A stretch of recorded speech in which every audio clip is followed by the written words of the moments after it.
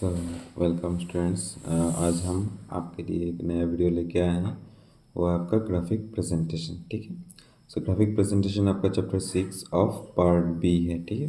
सो diagram graphic presentation आपका diagrammatic presentation के last chapter हैं। सो अब शुरू करने से पहले हम थोड़ा ग्राफ समझ लेते हैं। ग्राफ किससे कहते हैं। ठीक है। सो ग्राफ, जब हम डायग्राम को ग्राफ पेपर में प्लॉट किया जाता है तो उसे हम क्या कहते हैं, ग्राफिक प्रेजेंटेशन। ठीक है। सेम चीज़ है, जहाँ पे स्टेटिस्टिक्स डाटाज हम कहाँ पे प्लॉट कर रहे हैं, ग्राफ पे, तो उसे क्या कहते हैं, ग्राफिक प्रेजेंटेशन। ओके। सो यहाँ पे फिर से वही दोहरा रहा हूँ कि ये सब जितने भी क्वेश्चंस हैं ये सब प्रोबेबल क्वेश्चंस हैं, आपको एग्ज़ाम पे आने का चांसेस ज़्यादा है। ठीक है। जैसे कि यहाँ पे ग्राफ है तो यहाँ से यही सब क्वेश्चन आने वाला है, वैसे ज़्यादा और कुछ नहीं। और जो आपका डेफिनेशन है वो आपको तो किताब में ऑलरेडी है, सो इसलिए हमने वो सब इंक्लूड नहीं किया है। ठीक है। सिर्फ ये सब जितने भी इनसाइड क्वेश्चन हैं वो सब है। सो सबसे पहला क्वेश्चन जो है, the point at which x axis and y axis काट ईच अदर इज कॉल्ड। तो जहाँ पे अपना एक्स एक्सिस जो आप जानते हो horizontal line, and y axis जो वर्टिकल लाइन ग्राफ पेपर में ड्रॉ किया जाता है, वो जहाँ पे एक दूसरे को जहाँ पे इंटरसेक्ट करते हैं उस पॉइंट का नाम क्या होता है। सो उस पॉइंट का नाम क्या होता है, quadrant no, quadrant not, ordinate no, abscissa no. So इसका नाम क्या है, ये पॉइंट ऑफ ओरिजिन और ज़ीरो पॉइंट, याद रहेगा। इसका नाम क्या है, पॉइंट ऑफ ओरिजिन और ज़ीरो पॉइंट। अब देखो ये पॉइंट ऑफ ओरिजिन क्यों, सो पॉइंट ऑफ ओरिजिन इसलिए क्योंकि देखना हमेशा नंबर लाइन पे देखना, जहाँ पे एक्स एक्सिस और वाई एक्सिस इंटरसेक्ट होता है वहाँ पे हम कौन सा देते हैं, ओ पॉइंट देते हैं।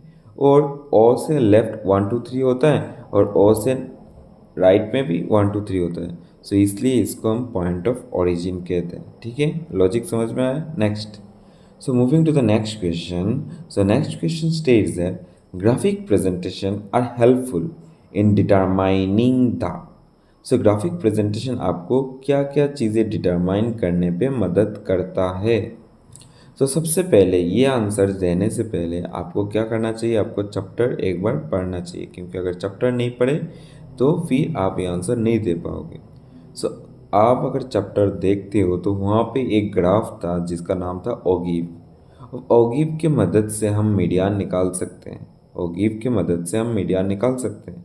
ओगिव की मदद से हम फिर से आपका एरिथमेटिक मीन निकाल सकते हैं या फिर एवरेज निकाल सकते हैं। सो अगर ये दोनों निकाल दिए तो हमारा मोड आसानी से निकल जाएगा। So graphic presentations are helpful in determining the location of positional average, median, mode. So इसका आंसर क्या हो जाएगा, both A and B and C, तीनों आंसर का आंसर हो जाएगा। समझ में आया। ठीक है। कौन सा ग्राफ पढ़ना है आपका, ओगिव पढ़ना है। कौन सा ग्राफ पढ़ना है, ओगिव। ठीक है। Next, so next, moving to the next question, graphic presentation helps us in establishing dash between various variables. So वैसे भी आपको ग्राफ में क्या दे रखा है, वेरिएबल्स। सो वहाँ पे आपको क्या करना है, कोरिलेशन। क्या, कोरिलेशन आपको क्या करने में मदद करता है, कोरिलेशन। एक वेरिएबल दूसरे वेरिएबल से के साथ कैसे रिलेटेड है उसे हम पढ़ने पे मदद होता है। ठीक है, समझ में आया। नेक्स्ट, द हॉराइजेंटल लाइन, जो हमें अभी अभी हमने बोला है कि हॉराइजेंटल लाइन का क्या नाम होता है, एक्स एक्सिस, और वर्टिकल लाइन का क्या नाम होता है, वाई एक्सिस, याद रहना चाहिए। So horizontal line in a graph is called X axis और एब्सिसा, याद रखना। Horizontal line in a graph is called X axis और एब्सिसा। ठीक है। तो नेक्स्ट, अगर वर्टिकल लाइन का नाम आता है, अगर यहाँ पे हॉरिजॉन्टल लाइन की जगह अगर वर्टिकल लाइन पूछा जाता तो आपका आंसर क्या होता, वाई एक्सिस और ऑर्डिनेट। याद रखना, वाई एक्सिस का दूसरा नाम क्या है, ऑर्डिनेट, और एक्स एक्सिस का दूसरा नाम क्या है, एब्सिसा। याद रखना, ये ज़रूरी है क्योंकि एग्जाम पे आ सकता है, what is the other name of x axis. So x axis का दूसरा नाम क्या है, एब्सिसा, और वाई एक्सिस का दूसरा नाम क्या है, ऑर्डिनेट। मैंने यहाँ पे क्वेश्चन मेंशन नहीं किया है, अगर चाहो तो ये लिख सकते हो। ठीक है। Next, so another question have not mentioned, so you have to write it or you just click on your mind, say what is that. So when in a graph paper, when we draw x-axis and y-axis, so both cut each other and the graph paper is divided into 4 parts. For example, see in the screen, when we draw, this is our y-axis, y dash, and this is our x dash and x-axis. So this is our point of origin. So this is so if we plot this diagram in a graph paper, the graph paper is divided into 4 parts and each part is called quadrant. याद रखना है each part का नाम क्या है, quadrant. जो हमने पहला ऑप्शन यहाँ पे लिखा है ना quadrant, ये है ये quadrant. सो अभी समझ में आया क्वाड्रेंट किसे कहते हैं, ऑर्डिनेट समझ में आया, एब्सिस समझ में आया, ठीक है. सो ईच पार्ट को हम क्या कहते हैं, जैसे कि ये पार्ट हो गया, ये पार्ट, ये सब पार्ट का नाम क्या है, क्वाड्रेंट. सेम नाम है, ठीक है, याद रखना है, कभी भी कन्फ्यूजन नेट की. Next, false baseline is use to show dash in data. अच्छा, सो ये फॉल्स बेसलाइन कभी भी शायद आप सबने पढ़ा होगा या नहीं पढ़ा होगा, अगर पढ़ा भी होगा शायद भूल गए होगा, अगर याद है तो अच्छा है, ठीक है. सो फॉल्स बेसलाइन, सर ये फॉल्स बेसलाइन क्या होता है. फॉल्स बेसलाइन कुछ नहीं है, जैसे कि हम कभी कभी देखना ग्राफ में क्या होता है, जैसे कि हमारा वेरिएबल्स या फिर डाटा ज़्यादा हो जाता है, क्या होता है, डाटा ज़्यादा हो जाता है, तब हम क्या करते हैं, ज़ीरो से डायरेक्ट 100 शुरू कर देते हैं, इसके बाद 110, 120, 140. सो ये डायरेक्ट ज़ीरो से 100 कभी होता है, नहीं होता है ना. तो ज़ीरो से 100 जो हम डायरेक्ट देते हैं ना, उसके बीच हम फॉल्स बेसलाइन देते हैं. जैसे कि पकड़ लो, ये हमारा 0 हो गया और ये हमारा पॉइंट 100 हो गया. सो इस बीच हम क्या देंगे, ऐसे हम एक करके फॉल्स बेसलाइन देंगे, जो हमने क्लास में दिखाया था, ठीक है. आप एक बार अपने किताब में भी जाके देख लेना, वैसे फॉल्स बेसलाइन दे रखा है. इसका मतलब क्या है कि 0 और 100 के बीच में भी और ज़्यादा वेरिएबल्स हैं और सारे नंबर और बहुत सारे नंबर्स हैं, ठीक है. So false baseline is to show variation in data. Next, dash is formed by joining the midpoints of the top of rectangles of histogram. सो हमने ग्राफ में एक देखा है कि कहाँ पे हिस्टोग्राम के मिड पॉइंट्स को अगर ज्वाइन कर लेते हैं तो हमें दूसरा ग्राफ दिखाई देता है. सो उस ग्राफ का नाम क्या है, फ्रीक्वेंसी पॉलीगॉन. उस ग्राफ का नाम क्या है, फ्रीक्वेंसी पॉलीगॉन. हिस्टोग्राम का मिड पॉइंट अगर हम ज्वाइन करते हैं, सो उस ग्राफ जो ग्राफ आता है, उस ग्राफ का नाम क्या हो जाता है, फ्रीक्वेंसी पॉलीगॉन. याद रहना चाहिए, फ्रीक्वेंसी पॉलीगॉन और फ्रीक्वेंसी ग्राफ दोनों अलग हैं, ठीक है. Next, the total area excluded from the histogram is dash to the total area included under frequency polygon. तो जो एरियाज हम हिस्टोग्राम से छोड़ते हैं या फिर हिस्टोग्राम ड्रॉ करने के बाद बाहर जो एरिया रह जाता है, वो आपका फ्रीक्वेंसी पॉलीगॉन के एरिया से बड़ा है या फिर सेम है, equal. The area is equal. The total area excluded from the histogram is equal to the total area under frequency polygon. समझ में आया, ये याद रखना चाहिए. नेक्स्ट, जैसे कि मुझे लग रहा है ना, जैसे कि इस बार पहले बार के लिए एमसीक्यूज दे रहा है, तो इतना टफ नहीं देगा, फिर भी आपका पढ़ना ज़रूरी है, तैयारी रखना ज़रूरी है, क्योंकि पता नहीं कब एग्जामिनर का क्या इंटेंशन हो जाएगा. शायद और हार्ड दे सकता है, शायद और इजी दे सकता है.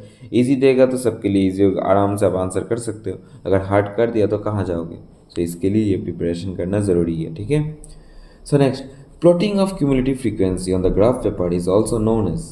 सो जो हम प्लॉटिंग करते हैं ना ग्राफ, क्यूमुलेटिव फ्रीक्वेंसी, जो ग्राफ हम जब ग्राफ पेपर में प्लॉट करते हैं तब एक ग्राफ बनता है. उस ग्राफ का नाम क्या है, उस ग्राफ का नाम क्या है. हमने पहले भी एक ग्राफ का नाम लिया था, ओगिव. सो उस ग्राफ का नाम क्या हो गया आपका, ओगिव. उस ग्राफ का नाम क्या हो गया, ओगिव. समझ में आया. ओगिव में आपको less than cumulative frequency and more than cumulative frequency दोनों ड्रॉ कर सकते हो या फिर एक ही ड्रॉ कर सकते हो, ठीक है. ओके, सो समझ में आया.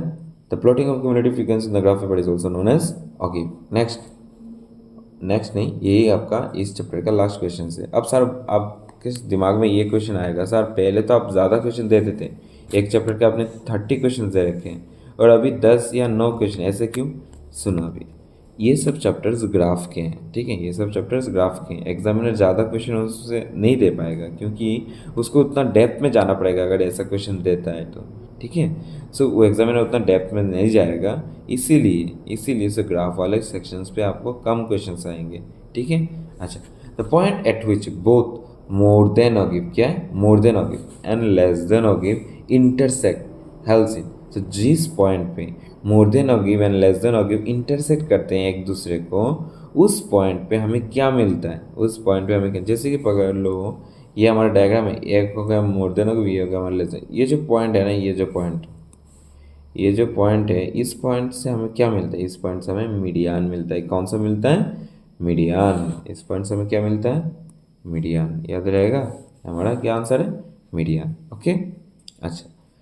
सो ये हमारा ख़त्म हुआ इस चैप्टर का। आप सबको फिर से मैं बता देता हूँ कि ये चैप्टर देने से पहले हमने पहले भी बहुत सारे चैप्टर दे रखे हैं, ठीक है।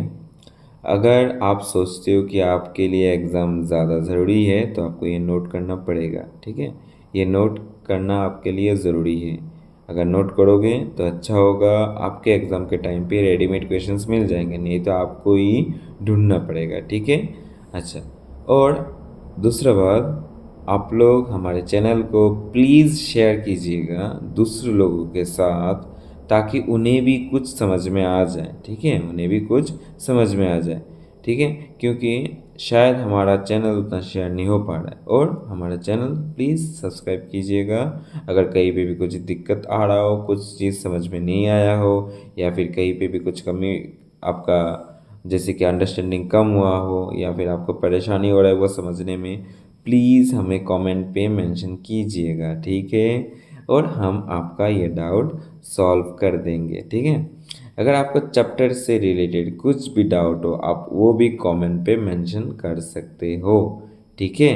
और प्लीज़ शेयर कीजिएगा हमारे चैनल। Thank you.